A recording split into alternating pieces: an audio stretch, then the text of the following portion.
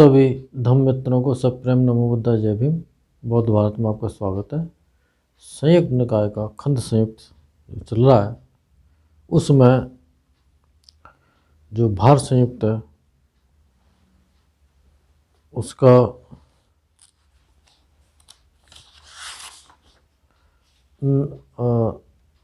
न तुम्हाकंग वर्ग जो चल रहा है उसका 5वां सूत्र है आनंद सूत्र।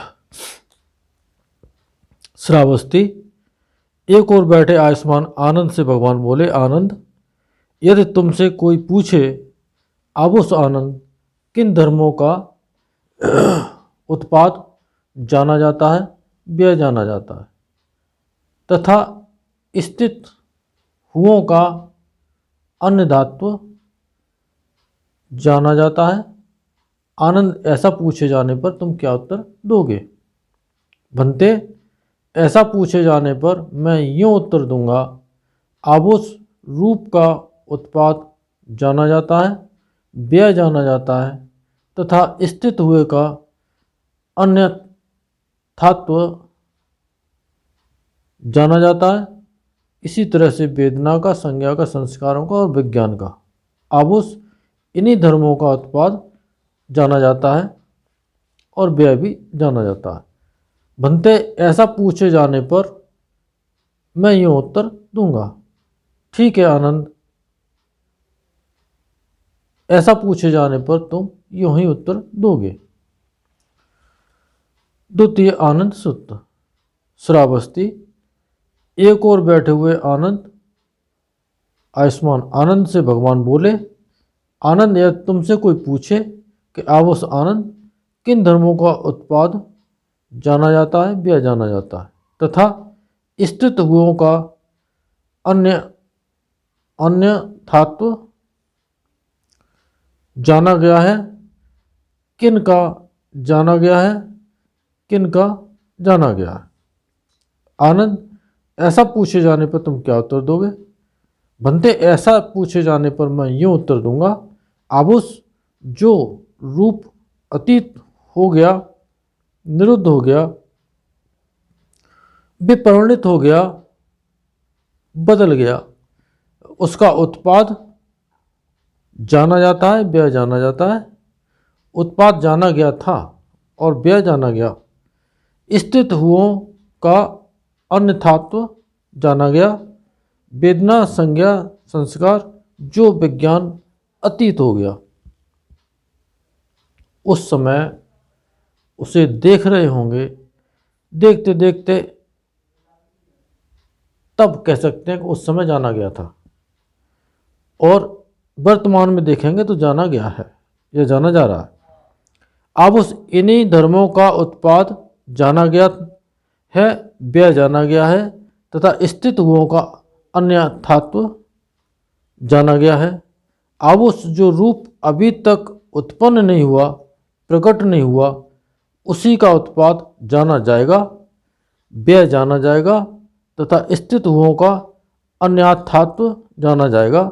इसी तरह से वेदना, संज्ञा, संस्कार, विज्ञान अभी जो उत्पन्न नहीं हुआ है उनका भी उत्पाद और व्यय जाना जाएगा और अन्य धातु जाना जाएगा। आभूष इन्हीं धर्मों का उत्पाद जाना गया, व्यय जाना गया तथा स्थित हुओं का अन्य धातु जाना गया। आभूष जो रूप अभी उत्पन्न हुआ है, प्रादुर्भूत हुआ है, उसका उत्पाद जाना जाता है, व्यय जाना जाता है तथा स्थित हुओं का अन्य धातु जाना जाता है। वेदना, संस्कार, वेदना, संज्ञा, संस्कार और विज्ञान उसका भी और उत्पाद और व्यय और अन्य धातु।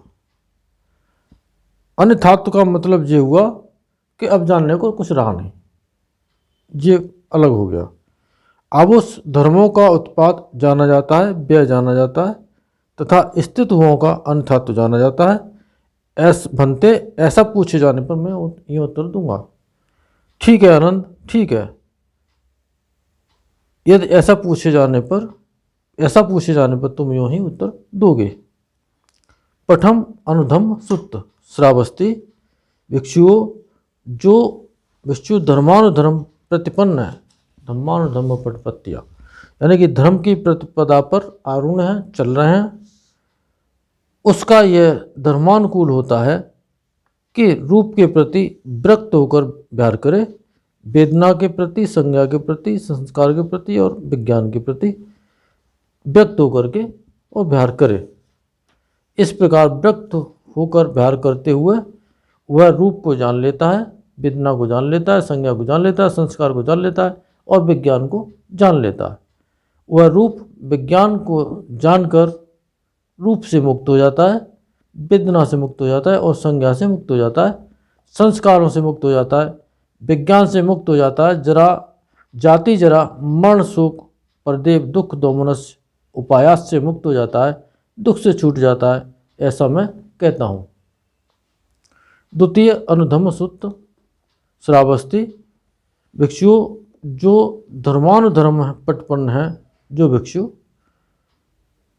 धर्म की प्रतिपदा पर चल रहे हैं, उसका यह धर्मानुकूल होता है कि रूप को अनित्य समझे और ठीक पहले के सूत्र में जैसा पढ़ा गया उसी तरह से समझा जाए, दुख से छूट जाता है, ऐसा मैं कहता हूँ।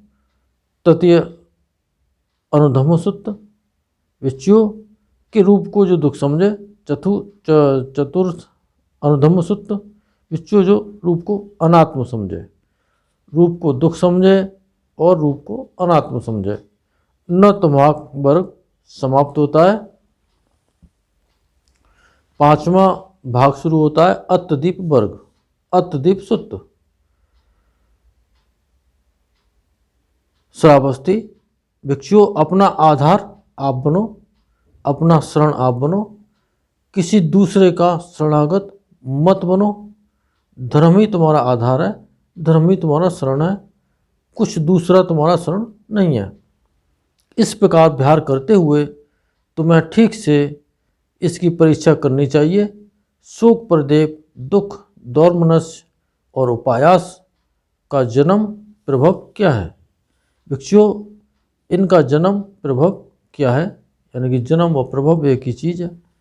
भिक्षुओं, जो अविद्वान पृथक जन रूप को अपना करके समझता है, अपने को रूपवान समझता है, रूप में अपने को समझता है, उसका यह रूप विपरीत अन्यथा हो जाता है, बदल जाता है, वो खत्म हो जाता है। रूप के विपरीत या अन्यथा हो जाने से शोक आदि उत्पन्न होते हैं। वेदना को, इसी तरह से संज्ञा को, संस्कारों को, विज्ञान को जो अपना समझता है उससे भी शोक आदि उत्पन्न होते हैं। भिक्षुओं, रूप के अनित्यत्व विपरिणाम विराग निरोध को जानकर जो पहले के रूप थे और जो अभी रूप हैं वे सभी अनित्य दुख और विपरिणाम धर्म हैं। इसे यथाभूत प्रज्ञापूर्वक देख लेने से जो शोकादि हैं सभी प्रहीण हो जाते हैं। उनके प्रहीण हो जाने से त्रास नहीं होता, त्रास नहीं होने से सुखपूर्वक व्यवहार करता है। सुखपूर्वक व्यवहार करते हुए वह भिक्षु उस अंश में मुक्त हो जाता है। जितना जितना कोई व्यक्ति इन धर्मों को जान लेता है प्रज्ञा से जानना का मतलब है विपश्यना से जान लेता है, विपश्यना करते हुए प्रज्ञा से जान लेता है, तो जितना जितना उसको सुखपूर्वक जो क्षण मिलते हैं उतना वो दुख से मुक्त हुआ माना जाता है। वेदना संज्ञा संस्कार विज्ञान सुखपूर्वक व्यवहार करते हुए भिक्षु उस अंश में मुक्त माना जाता है। जो व्यक्ति साधना करने के बाद उसके लोक व्यवहार में परिवर्तन आया है, पहले वो ज़्यादा दुखी होता था, अब दुखी कम होता है, तो उतना वो मुक्त समझे अपने आप को। जिसको और कम दुख होता है वो उतना ज़्यादा मुक्त हो गया, और फिर जिसको बिल्कुल दुख नहीं होता वो फिर पूरा तरह से मुक्त हो जाता है। यही इसकी भगवान ने यहाँ पर उपदेश दिया है। पटिपदा सूत्र श्रावस्ती। भिक्षुओं, सत्काय दृष्टि की उत्पत्ति तथा सत्काय के निरोध के मार्ग के विषय में उपदेश करूंगा, उसे सुनो। भिक्षुओं, सत्काय की उत्पत्ति का मार्ग क्या है। बच्चों, कोई अविद्वान पृथक जन रूप को अपना करके समझता है, अपने को रूपवान समझता है, अपने में रूप को समझता है, रूप में अपने को समझता है। वेदना, संज्ञा, संस्कार, विज्ञान, इनमें भी इसी तरह से समझता है। भिक्षुओं, इसी को सत्काय की उत्पत्ति का मार्ग कहते हैं। ये जो सत्काय दृष्टि है, ऐसी धारणा, बुरी धारणा जो होती है, वो इन्हीं स्कंदों से और उत्पन्न हो जाती है। भिक्षुओं, यही दुख का उत्पत्ति का मार्ग कहा जाता है, यही समझना चाहिए।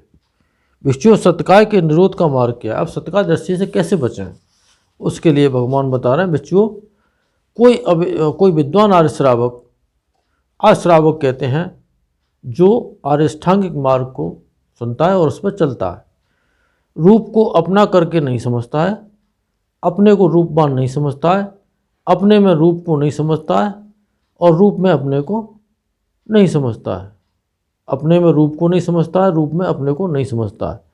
वेदना, संज्ञा, संस्कार, विज्ञान, इनमें भी अपने को नहीं समझता है और ना अपने में वेदना, संज्ञा, संस्कार, विज्ञान को समझता है और ना इन वेदना, संज्ञा, संस्कार को अपने में समझता है। तो इस तरह से भिक्षुओं, इसी को सत्काय के निरोध का मार्ग बताते हैं। भिक्षुओं, यही दुख के निरोध का मार्ग कहा जाता है, यही समझना चाहिए। यानी कि आर्य अष्टांगिक मार्ग ही दुख निरोध का मार्ग है। पठम अनिच्यता सुत्त। अनिच्यता सुत्त। श्रावस्ती, भिक्षुओं, रूप अनित्य है, जो अनित्य है वो दुख है, जो दुख है वो अनात्म है। ये जो परिवर्तन है यही दुख है, और जो दुख है वो मेरा नहीं हो सकता, तो वो अनात्म है, उसमें मैं मेरा कहने की कोई बात ही नहीं है। जो अनात्म है सो न मेरा है, न मैं हूँ, न मेरी आत्मा है। इसे यथार्थ प्रज्ञापूर्वक देख लेना चाहिए। चित्त उपादान रहित हो आश्रमों से विरक्त और विमुक्त हो जाता है। इसी तरह से वेदना, संज्ञा, संस्कार और विज्ञान भी आश्रमों से ये जान लेता है, उपादान रहित हो जाता है और आश्रमों से विरक्त और विमुक्त हो जाता है। भिक्षुओं, यदि भिक्षु का चित्त रूप के प्रति उपादान रहित हो आश्रमों से विरक्त और विमुक्त हो जाता है, इसी तरह से वेदना, संज्ञा, संस्कार, विज्ञान के प्रति जो स्थिर हो जाता है, स्थिर होने से शांत हो जाता है, शांत होने से त्रास नहीं होता, त्रास नहीं होने से अपने भीतर ही भीतर निर्माण पा लेता है। जाति क्षीण हुई, जन्म मरण खत्म हो गया, ऐसा जान लेता है। एक सूत्र और लेते हैं। तृतीय अनिश्चता सूत्र। श्रावस्ती, रूप अनित्य है, बिल्कुल ऊपर जैसा भी बोला है उसी तरह से। इसे यथार्थ तय प्रज्ञा पूर्वक देख लेना चाहिए। वेदना अनित्य है, संज्ञा अनित्य है, संस्कार अनित्य है और विज्ञान अनित्य है। और जो अनित्य है वो दुख है, और दुख है वो अनात्मा है, वो न मैं हूँ, न मेरा है और न मेरी आत्मा है। इस तरह से समझना चाहिए।